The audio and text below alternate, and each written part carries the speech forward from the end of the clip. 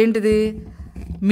మీరు నిజంగా సరైన వాళ్ళైతే మీ ఎంపీలుగా జగన్మోహన్ రెడ్డి కొంతమందిని సెలెక్ట్ చేశాడు, ఇది చేశారు. గోరంట్ల మాధవ్ అనంతపూర్ జిల్లాలో మహిళలు అతన్ని చూస్తే ఉమ్మేస్తారు. ఆ ఏరియాలో, ఆ హిందూపూరు, అనంతపూర్, ఆ రాయలసీమలో అట్లాంటి అతన్ని ఎంపీని చేశారు. మార్గాని భరత్ ఇతనైతే ఇక అసలు ఎప్పుడెప్పుడు లోకేష్ మీద ఏమేం మాట్లాడేద్దామా, ఏమేం చేసేద్దామా. అదేవిధంగా బెల్లన చంద్రశేఖర్. ఇక ఎమ్మెల్యేలు అయితే వీళ్ళందరి మీద నేను వీళ్ళ గురించి ఎందుకు చదువు. అదేవిధంగా ఎమ్మెల్యేలు కేతిరెడ్డి పెద్దారెడ్డి ఉన్నారు, పెద్దిరెడ్డి ద్వారకారెడ్డి ఉన్నారు, పిన్నెల్లి రామకృష్ణారెడ్డి ఉన్నారు, కేతిరెడ్డి వెంకటరామరెడ్డి ఉన్నారు. వీళ్ళందరి మీద IPC 367 కేసు ఉంది, 498A కేసు ఉంది, 354 కేసు ఉంది, 509 కేసులు ఉన్నాయి. ఇవన్నీ కూడా ఏ కేసులు అంటే రేపులు చేసిన కేసులు, వేధింపులు చేసిన కేసులు, గృహహింసకు సంబంధించిన కేసులు, వరకట్న వేధింపులు చేసిన కేసులు. వీళ్ళ గురించి ఆ మహిళా మంత్రుల్ని మాట్లాడమనండి.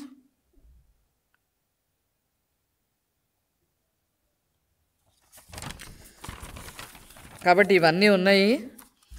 అత్యాచారాలు బ్రహ్మాండంగా 4.5 సంవత్సరాల్లో పెంచి పోషించారు. ఎవ్వడికి భయం అనేది లేదు.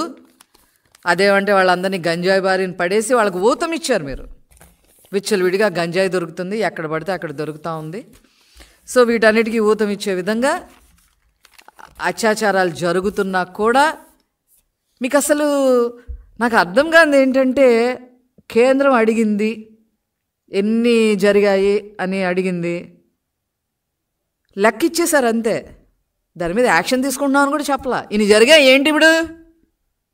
అవును మా రాష్ట్రంలో ఇన్ని జరిగాయి, ఇన్ని అత్యాచారాలు జరిగాయి ఏంటి ఇప్పుడు అనే విధంగా రిపోర్ట్లు ఇచ్చారంటే అసలు ఈ ప్రభుత్వాన్ని ఏమనాలి?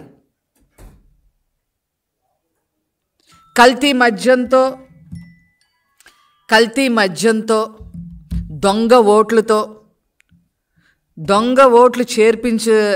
ఇది సంపాదించిన అక్రమ సంపాదనతో ఓట్లు కొందాము. ఇదంతా ఒక గ్యాంబ్లింగ్ గేమ్.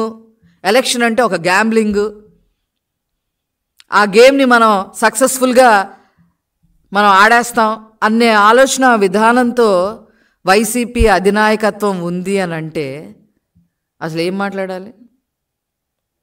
చెరువులు మింగేసి, కాలేజీలు కట్టేసి, అల్లుణ్ణి ఆంబోతులాగా బయటికి వదిలేసి,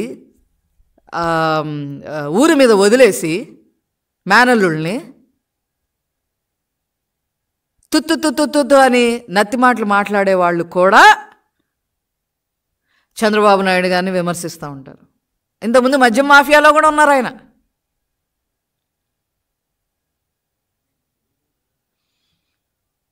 పంట నష్టం గురించి మాట్లాడేవాళ్ళు లేరు. ఆ నష్టం జరిగిన వాళ్ళకి ఎంత ఇవ్వాలి అని మాట్లాడేవాళ్ళు లేరు. నష్టం జరిగిన వాళ్ళని నష్టం జరిగి అన్ని రకాలుగా పోగొట్టుకున్న వాళ్ళని ఏం చేయాలి, వాళ్ళని ఏ రకంగా మనం ఉద్ధరించాలనేది లేదు.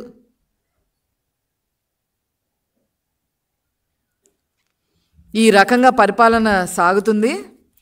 ఖచ్చితంగా రాబోయే 100 రోజుల్లో ప్రజలు మీకు బుద్ధి చెబుతారు. ఈ ఎలక్షన్లో మీకు డిపాజిట్లు కూడా వచ్చే పరిస్థితి లేదు. ఖచ్చితంగా రాసి పెట్టుకోండి. మహిళామ తల్లులందరూ కూడా ఈసారి తెలుగుదేశం పార్టీ చంద్రబాబు నాయుడు గారిని గెలిపించటానికి సిద్ధంగా ఉన్నారు. ఈ వైసీపీ ప్రభుత్వం అనే కుంపటిని ఎప్పుడెప్పుడు వదిలించుకుందామా అని ఎదురు చూస్తూ ఉన్నారు. మీ అందరికీ కూడా, వైసీపీ వాళ్ళకు కూడా గడ్డు రోజులు వచ్చేసాయి. రెడీగా ఉండండి.